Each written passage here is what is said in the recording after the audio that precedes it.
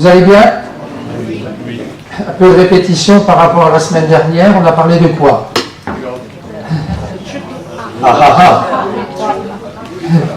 Le triple A. Le premier, c'est le A de assurance. Le deuxième, c'est le A amour. Et le troisième, celui de audace. Est-ce que quelqu'un a retrouvé son triple A? Personne. Alors on va recommencer ce qu'on a vu la semaine dernière. Envoyez la diapo de la semaine dernière. On recommence. On dit dans le nord Arkemash. Toi. Est-ce que nous avons tous ce triple A? Alors enlève la main, si c'est vrai. Je le dis par la foi, avec ta grâce, Seigneur. J'ai repris ce que l'ennemi essaye de m'enlever. L'assurance, l'amour et l'audace pour aller vers les gens du dehors. Je voudrais ce matin vous amener au travers de 3 textes, à réaliser que Dieu intervient souvent dans la vie des gens, dans nos propres vies, mais il nous utilise aussi pour intervenir dans la vie, dans les situations de celles et de ceux qui nous entourent. Je voudrais appuyer mes propos sur 3 lectures. D'abord, le livre de Jérémie au chapitre 38, s'il vous plaît.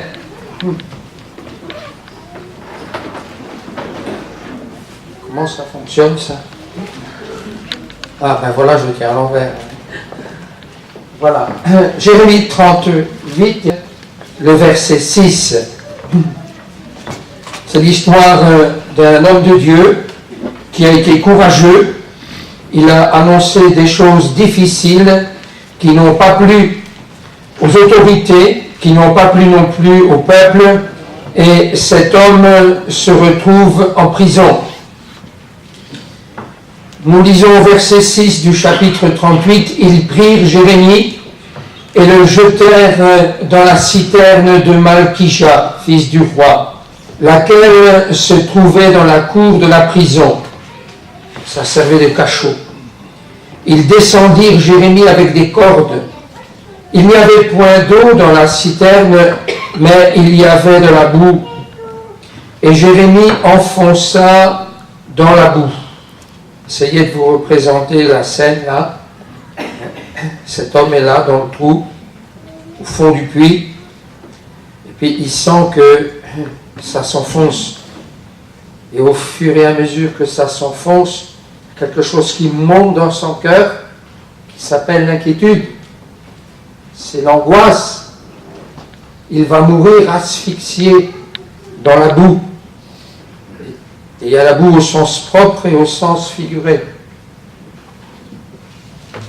Parce qu'on lui en veut. Tuons-le avec la langue. Il a fait ça, il a dit ça. Et voilà comment il vit. Et voilà ce qu'il a fait. Et voilà où il est allé. Alors il y avait la boue au sens propre. Il enfonçait là-dedans. Il y avait une autre boue.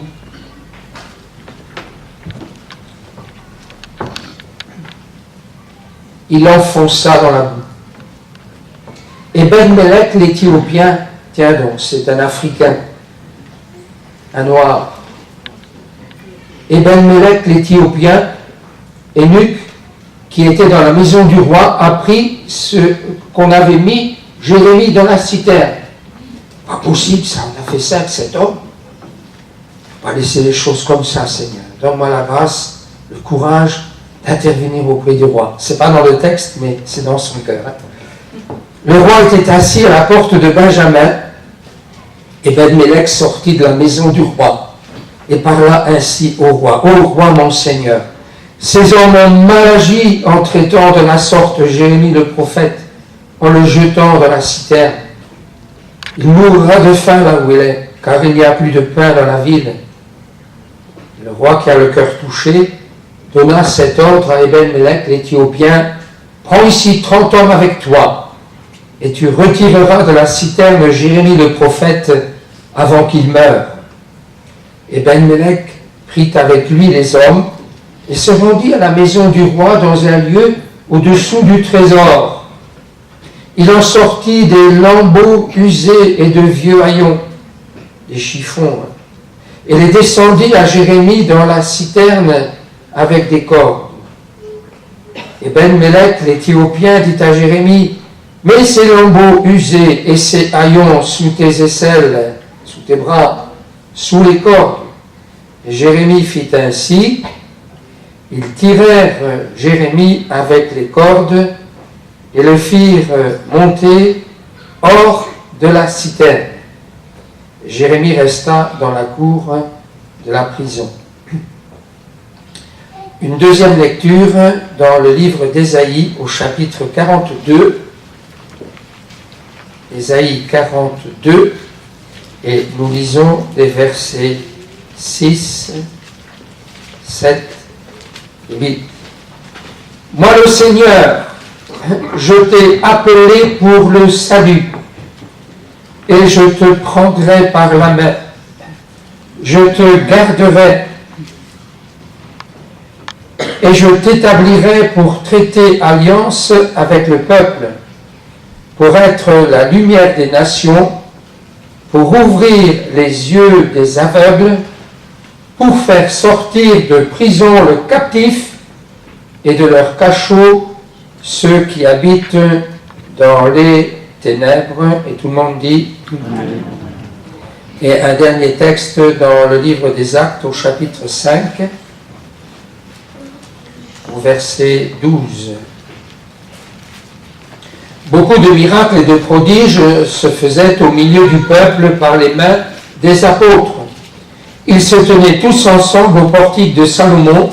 Aucun des autres n'osait se joindre à eux, mais le peuple les louait hautement. Le nombre de ceux qui croyaient au Seigneur, hommes et femmes, s'augmentait de plus en plus, en sorte qu'on apportait les malades dans les rues et qu'on les plaçait sur des lits et des couchettes, afin que lorsque Pierre passerait, son ombre au moins couvrit quelqu'un d'eux. La multitude accourait aussi des villes voisines à Jérusalem, amenant des malades et des gens tourmentés par des esprits impurs, et tous étaient guéris. Cependant, le souverain sacrificateur, le grand prêtre, et tous ceux qui étaient avec lui, savoir le parti des Sadducéens, se levèrent remplis de jalousie, mirent les mains sur les apôtres et les jetèrent dans la prison publique. Mais Dieu emploie les grands moyens. Verset 19. Mais un ange du Seigneur, ayant ouvert pendant la nuit les portes de la prison, les fit sortir et leur dit, allez, tenez-vous dans le temple et annoncez au peuple toutes les paroles de cette vie. Amen. Est-ce qu'il vous est arrivé de faire un petit tour en prison? Ça m'est arrivé. Ma femme ouvre des grands yeux étonnés. J'étais au service militaire. J'étais en permission. J'étais avec ma chérie. Nous étions dans les rues de Lille. On se promenait la main dans la main. J'étais en uniforme avec un béret rouge sur la tête parce que j'étais dans les parachutistes. Et puis tout d'un coup, quelqu'un frappe sur mon épaule. Je me retourne. C'était la police militaire en casque blanc. Et il y avait une espèce de compétition entre les bérets rouges et ceux qui n'en avaient pas. Alors la police m'interpelle, la police militaire. Alors on ne salue pas. Et je suis repris, je ne les avais pas vus. Normalement on salue à 6 pas. Et j'étais pris par surprise et je ne les avais pas salués. Ça me coûtera cher. Alors on m'a pris ma carte d'identité. J'ai eu 40 jours de prison dans 8 de cellules. Mais j'étais chauffeur d'état-major. Et j'avais un bon contact avec le commandant dont j'étais le chauffeur. Et quand je lui ai expliqué mon histoire, alors il a compris. Et puis je ne sais pas comment il a arrangé les choses, mais je n'y suis pas allé. J'étais puni de prison, mais j'ai été secouru au dernier moment. Vous serez d'accord avec moi, la prison, c'est un endroit où personne n'a le désir de faire un séjour. Aller en prison, c'est être privé de liberté, bien sûr, c'est être séparé de ses amis, de ses proches, de sa famille. Souvent aussi, c'est lié à la perte d'un emploi, etc. Dans le nord de la France, j'ai été aumônier de prison quelques années.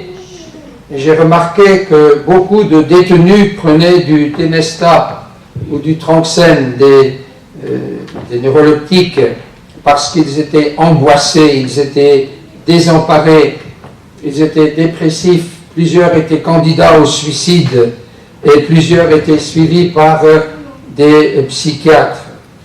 Alors vous serez d'accord avec moi si je vous dis ce matin qu'il y a des prisons sans barreaux. Oui ou non? Il y a bien des gens qui sont prisonniers de situations difficiles, de situations douloureuses. Pense à celles qui sont sur un lit d'hôpital, qui sont bloqués ce matin par la maladie. Ils sont restés à la maison, ils ne sont pas au milieu de nous parce qu'ils sont malades et la maladie devient alors une prison sans barreaux. Je pense aux personnes qui se débattent dans un problème d'alcool. Ils font des efforts pour en sortir. Ils promettent à leur épouse, c'est la dernière fois, oui, c'est pas la première fois qu'il dit cela, le mari. Il fait des efforts pour en sortir, mais il n'y arrive pas. Il est enchaîné, il est prisonnier dans une prison sans barreaux. D'autres sont prisonniers de la drogue, prisonniers du tabac, des prisons sans barreaux. Et la pire des prisons ce matin, et ça a toujours été la prison du péché. La prison du péché dont on ne peut sortir, dit la Bible, que par la repentance et la foi dans l'œuvre de Jésus-Christ, notre Seigneur. Et dès le début de son ministère, Jésus, dans la synagogue de Nazareth, s'est écrié « L'Esprit du Seigneur l'Éternel est sur moi, car l'Éternel m'a oint pour annoncer une bonne nouvelle aux malheureux. Il m'a envoyé pour guérir celles et ceux qui ont le cœur brisé, pour proclamer aux captifs la liberté et aux prisonniers la délivrance. » Formidable déclaration, jamais un chef d'État, jamais un roi, un empereur, jamais un président de la République n'a osé employer des mots pareils. Mais Jésus l'a dit et ses paroles ont trouvé leur accomplissement. La Bible dit de lui qu'il allait de lieu en lieu, guérissant toute maladie et toute infirmité, et les gens sortaient de leur prison. Je me rappelle une petite histoire, une petite anecdote.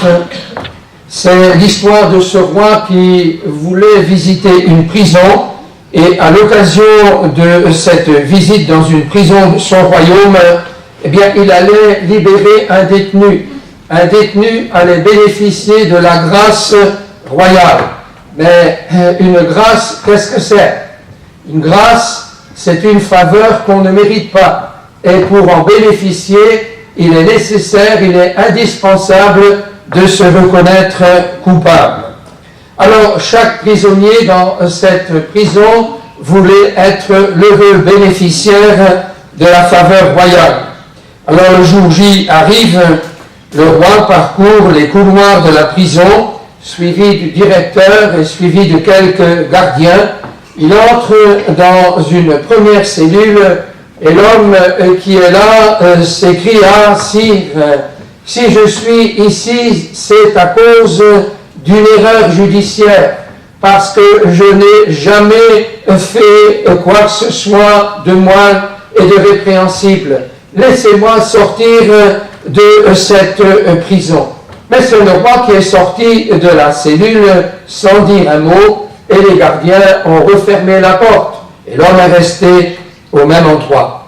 Et dans une autre cellule, le détenu a dit au roi qu'il était en prison à cause de ses amis. C'était pas sa faute, c'était ses amis qui l'avaient entraîné dans une sale histoire. J'ai subi leur mauvaise influence, a-t-il dit au roi. Laissez-moi sortir de cette prison. Et là encore, c'est le roi qui est sorti sans dire un mot. Et de cellule en cellule, le roi a entendu des gens qui ne reconnaissaient pas, ou si peu qu'ils étaient coupables. Mais oh surprise, voilà le roi qui pénètre dans une cellule où les choses sont différentes. Le prisonnier est assis sur son banc, il a le visage entre les mains, il est prostré, et quand le roi entre, le prisonnier lui dit, Sire, retirez-vous de moi, je suis un misérable. Il n'y a rien de bon en moi, j'ai tout gâché, famille, santé, je suis un misérable. Et le roi s'écrie, gardien, gardien, libérez cet homme. Il est tellement mauvais qu'il ne peut pas rester un jour de plus en compagnie de tous ces braves gens. Alors, ça me ramène à l'enseignement de la parole de Dieu. Je cite le verset 13 du chapitre 28 du livre des Proverbes. Celui qui cache ses transgressions ne prospère pas, mais celui qui les avoue et qui les délaisse, qui les abandonne, celui-là obtient miséricorde. Et ce n'est pas une réunion d'évangélisation ce matin, mais j'aimerais quand même vous dire que si vous êtes encore dans la prison du péché, il faut saisir maintenant et sans tarder le pardon que Dieu vous offre en Jésus-Christ. Jésus a été envoyé pour libérer les captifs, nous l'avons lu. Le châtiment que nous méritions est tombé sur lui. Nous l'avons entendu tout à l'heure dans un don spirituel. Il a été crucifié à cause de nos péchés et son sang a coulé. Mais la puissance de Dieu l'a ressuscité des morts. Et Jésus est encore aujourd'hui, pour toutes celles et pour tous ceux qui le reconnaissent comme leur sauveur, il est devenu l'auteur d'un salut éternel. Vous dites Amen à cela? Amen.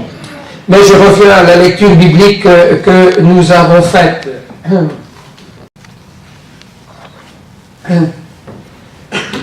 Dans le livre des Actes au chapitre 5, les questions des disciples de Jésus.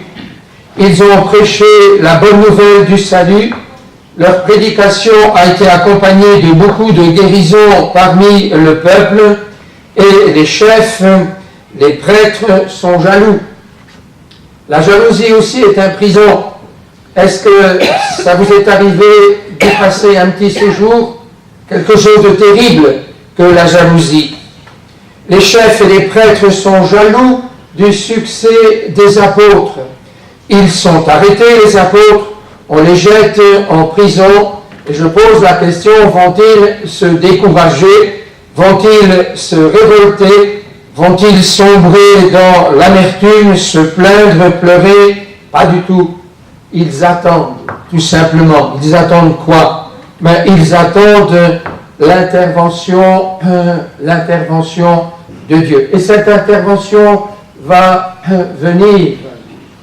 Cette intervention va venir. La Bible dit, il est bon d'attendre en silence le secours de l'Éternel. Dieu est pour nous un refuge, un secours qui ne manque jamais dans la détresse. Vous êtes d'accord? Est-ce qu'on le dit ensemble? Dieu est pour nous un secours qui ne manque jamais dans la détresse. Et la Bible dit, c'est pourquoi nous sommes sans crainte quand la terre est bouleversée. Mais là, dans cette prison, le secours avait de quoi étonner. En pleine nuit, Dieu emploie les grands moyens. Il envoie un ange du Seigneur ouvre les portes de la prison et les fait sortir. Et au petit matin, les amis, branle-bas de combat, les prisonniers sont disparus. Et je pose la question ce matin, est-ce que vous croyez cette histoire? De poser la question à la personne qui est à côté de vous. Est-ce que tu crois cette histoire? Qui sont les anges Qui sont les anges? Ce sont des esprits,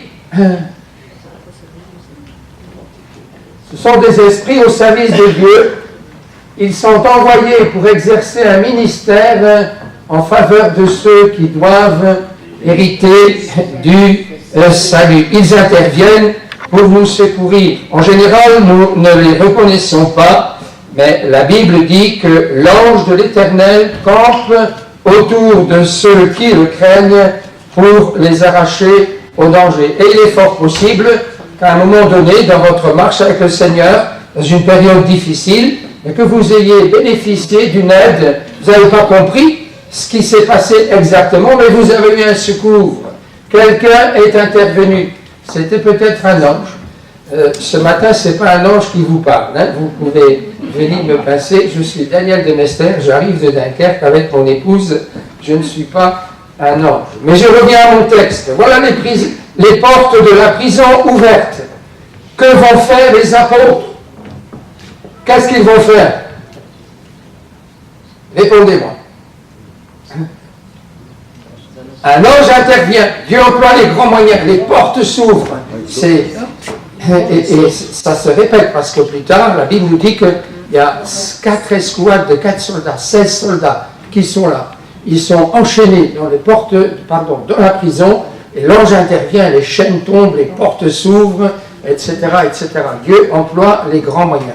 Mais qu'est-ce qu'ils vont faire, les disciples? La Bible dit, l'ange les fait sortir.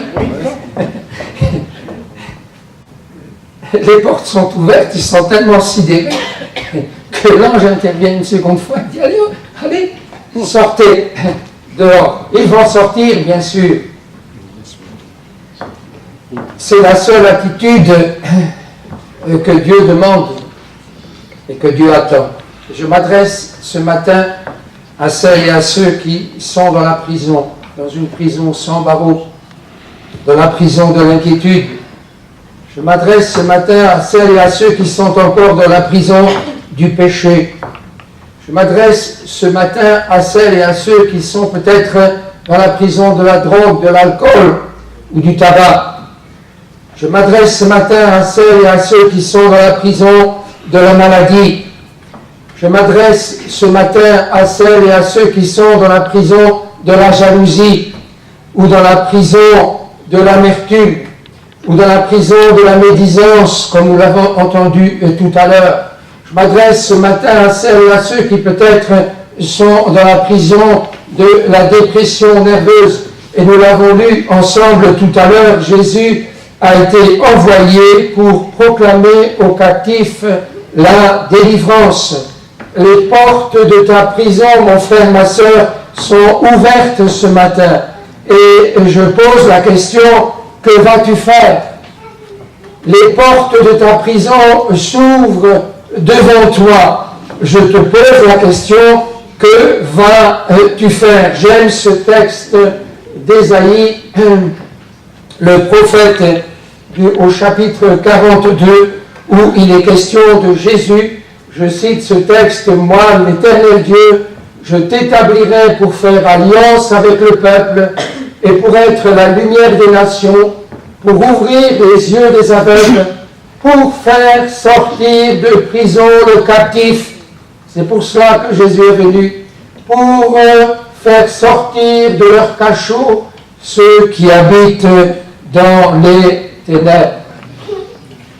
Dans chaque prison, il y a des cellules pour les prisonniers, et il y a aussi quelque chose de pire que cela. C'est la prison à l'intérieur de la prison. Je parle des cachots. Les cachots sont des endroits où on enferme les gens qu'on veut isoler des autres. C'est en quelque sorte la double peine. La prison à l'intérieur de la prison. Et le détenu dans son cachot est coupé des autres. Il ne peut pas communiquer avec personne. Il est dans le silence absolu. Il est dans le noir, dans les ténèbres.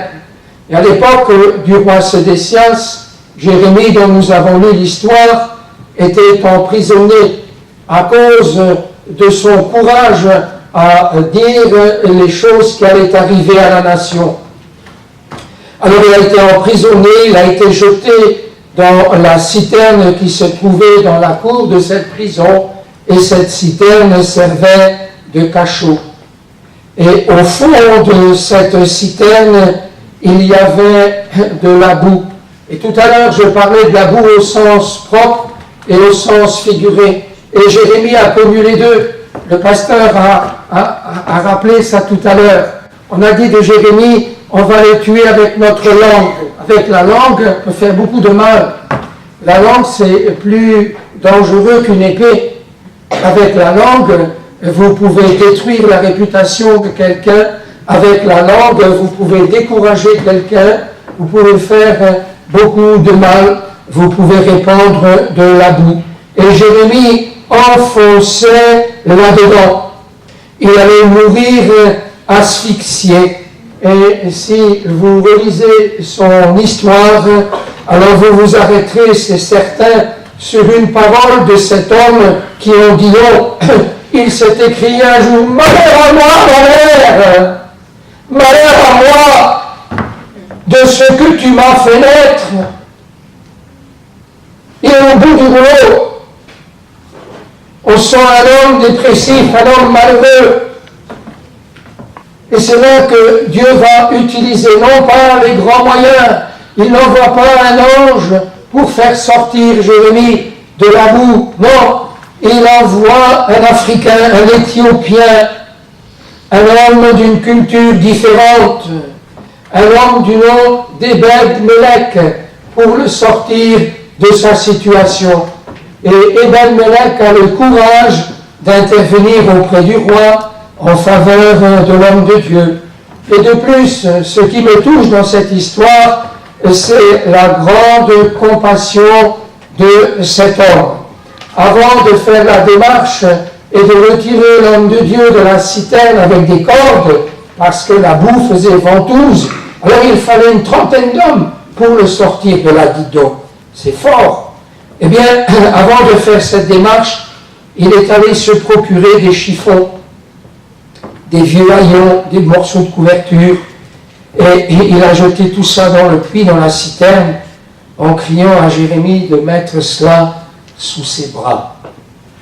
C'est juste un petit détail qui a traversé les siècles, mais je vois là la compassion de cet homme, parce qu'il s'est dit, si on le sort comme ça, on va lui jeter des cordes, c'est la corde du salut, il va passer cette corde-là en dessous de ses bras et on va tirer, mais quand on va la monter là-haut, il va être complètement disloqué. Il va être blessé. Il va souffrir. On ne peut pas faire ça.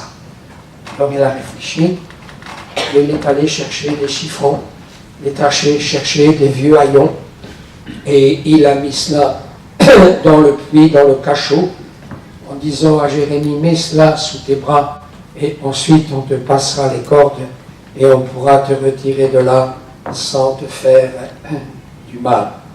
Les cordes, ça nous ramène au cordage d'amour dont parle la parole de Dieu. Il nous a sauvés avec des cordages d'amour. Et c'est là une histoire qui devrait nous interpeller, frères et sœurs, ce matin.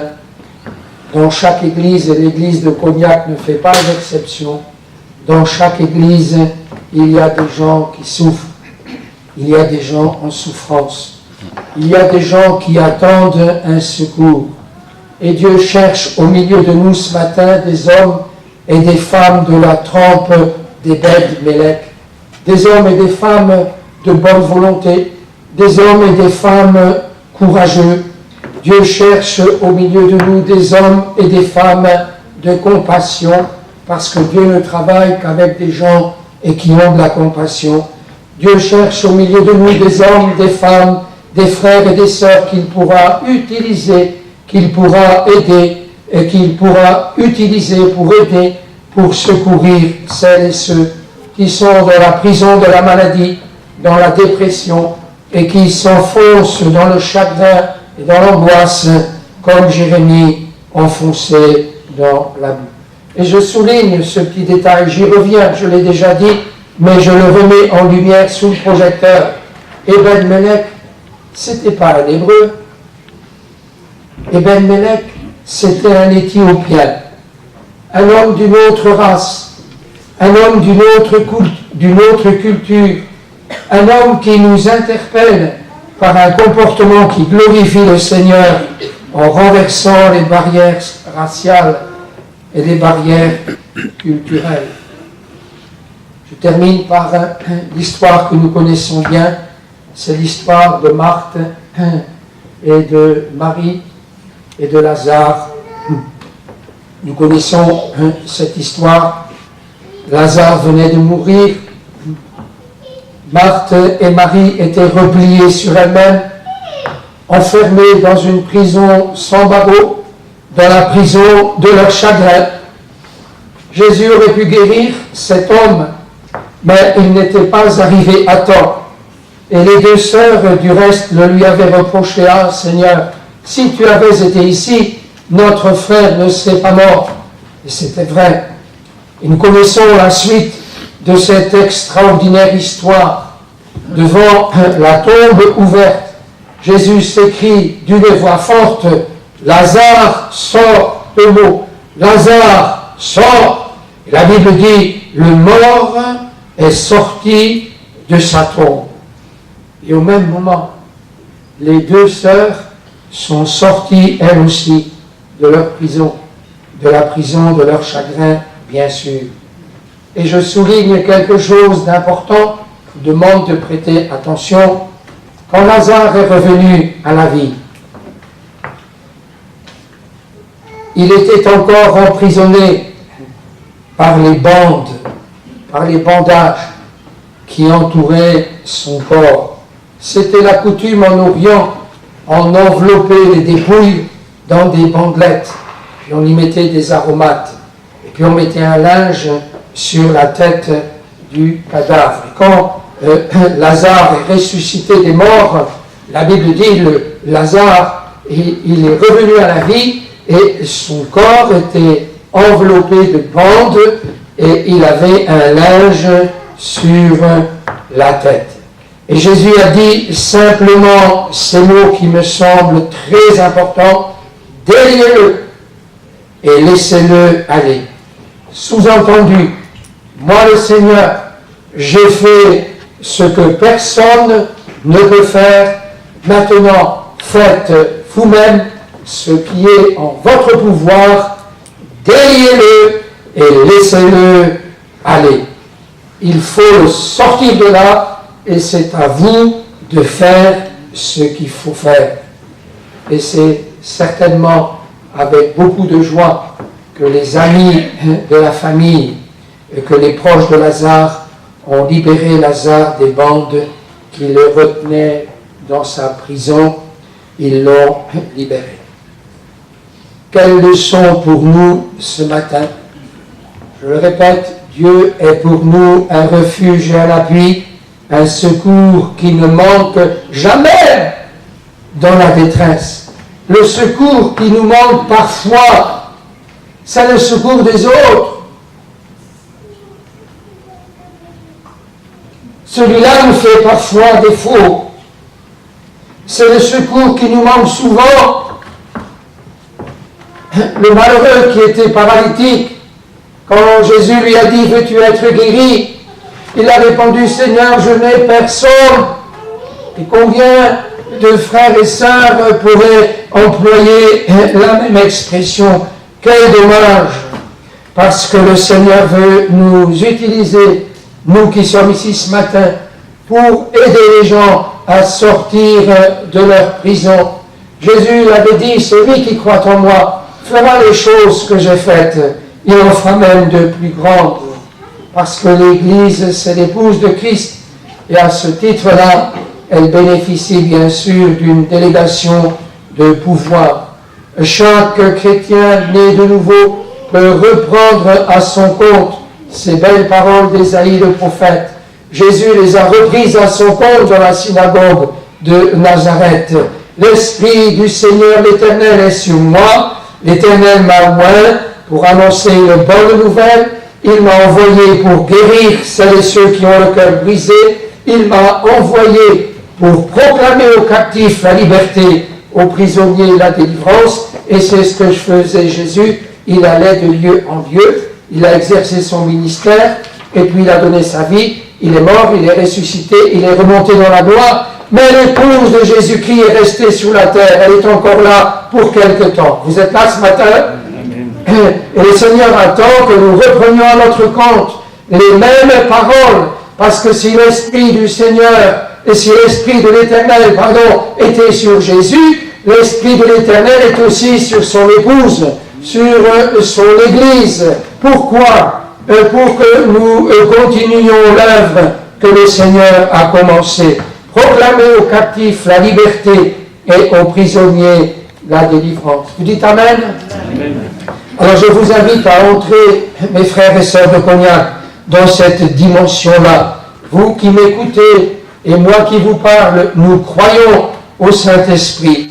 Nous avons pour la plupart d'entre nous fait l'expérience de la Pentecôte, du baptême dans le Saint-Esprit, comme les 120, le jour de la Pentecôte, comme nous le lisons dans le livre des Actes.